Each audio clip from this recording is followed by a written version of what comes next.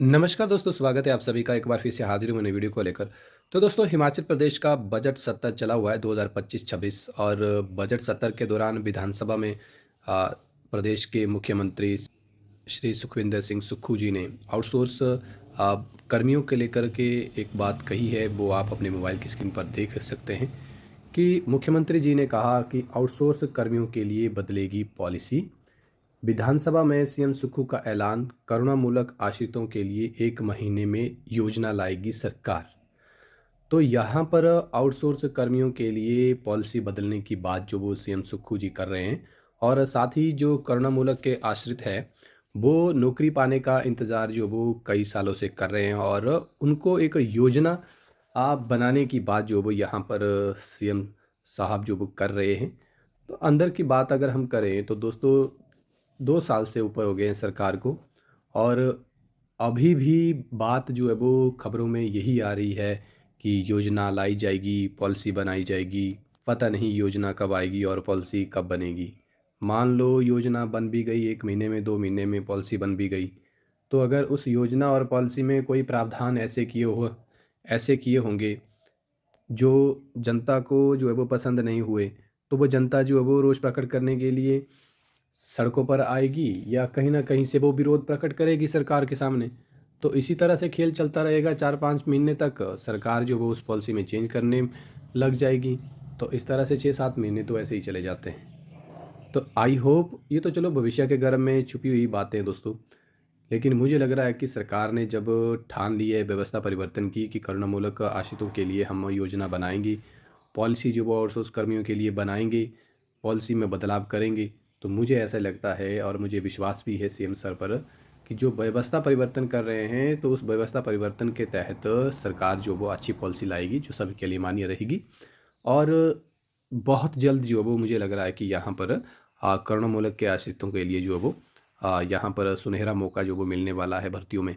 अगर थोड़ा सा इसमें हम ब्यौरा पढ़े दोस्तों, इसमें दिया हुआ है कि सुखविंदर सिंह सुक्खू जी ने कहा कि सरकार आउटसोर्स कर्मियों की नीति में बदलाव करेगी, साथ ही करुणामूलक आश्रितों को रोजगार के लिए 1 महीने के भीतर योजना आएगी। उन्होंने कहा कि शिक्षा मंत्री रोहित ठाकुर की अध्यक्षता में कमेटी बनी है जिसकी सिफारिशें आ गई है।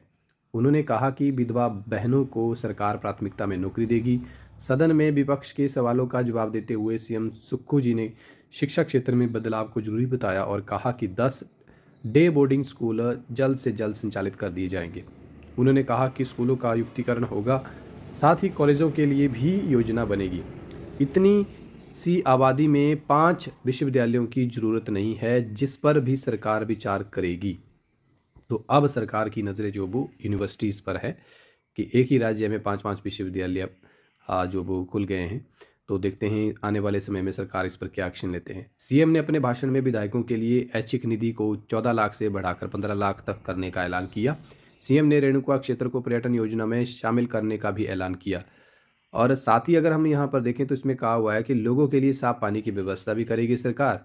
और सीएम सुक्खू ने जताई नाराजगी, अध्यक्ष ने ऐतराज जताया कि अपने भाषण के अंत में विधानसभा अध्यक्ष से नाराजगी जताई, और उन्होंने कहा कि वह विपक्ष को बोलने के लिए ज़्यादा समय देते हैं और सत्ता पक्ष को कम। इस पर विधानसभा अध्यक्ष कुलदीप पठानिया ने ऐतराज जताते हुए कहा कि उनका प्रयास सभी को पर्याप्त मौका देने का रहता है। जो विधायक ज़्यादा कंटेंट रखते हैं उसे ज़्यादा समय मिल जाता है। उन्होंने कहा कि सीएम की यह नाराज़गी तथ्यों पर आधारित नहीं है। तो यहाँ पर थोड़ी सी जो है वो अध्यक्ष और सीएम के बीच में बातचीत जो वो होती हुई नज़र आई समय को लेकर के। लेकिन समय जो है वो यहाँ पर बेरोज़गारों के पास नहीं है, जो करुणामूलक आश्रित है उनके पास भी नहीं है, क्योंकि उम्र जो है वो बढ़ती जा रही है, और उम्र बढ़ती जा रही है तो फिर अपर एज लिमिट जो रहती है वो पार करने वाले हैं। तो यहाँ पर देखने वाली बात ये रहेगी कि सरकार जो सभी विभागों में सुधार करने की बात कह रही है, क्या वो जो है वो धरातल पर नज़र आएगी या नहीं आएगी, ये तो समय ही बताएगा। आई होप सरकार जो वो जल्द से जल्द जो वो पॉलिसी में बदलाव करेगी और योजना लेकर के आएगी, और जो हिमाचल प्रदेश में आउटसोर्स भर्तियां हो रही है उन पर भी कोई ना कोई जो अपडेट आएगा, सरकार जो वो कोई ना कोई एक्शन लेगी। इसी उम्मीद के साथ बेरोज़गार जो है वो पिछले कई सालों से इंतज़ार कर रहे हैं। तो दोस्तों, वीडियो को यहीं पर समाप्त करेंगे। आई होप आप सभी को वीडियो पसंद आई होगी। वीडियो पसंद आई तो वीडियो को लाइक कर देना। कोई भी क्वेरी हो, कुछ भी पूछना हो तो आप कमेंट बॉक्स में कमेंट कर सकते हैं। धन्यवाद।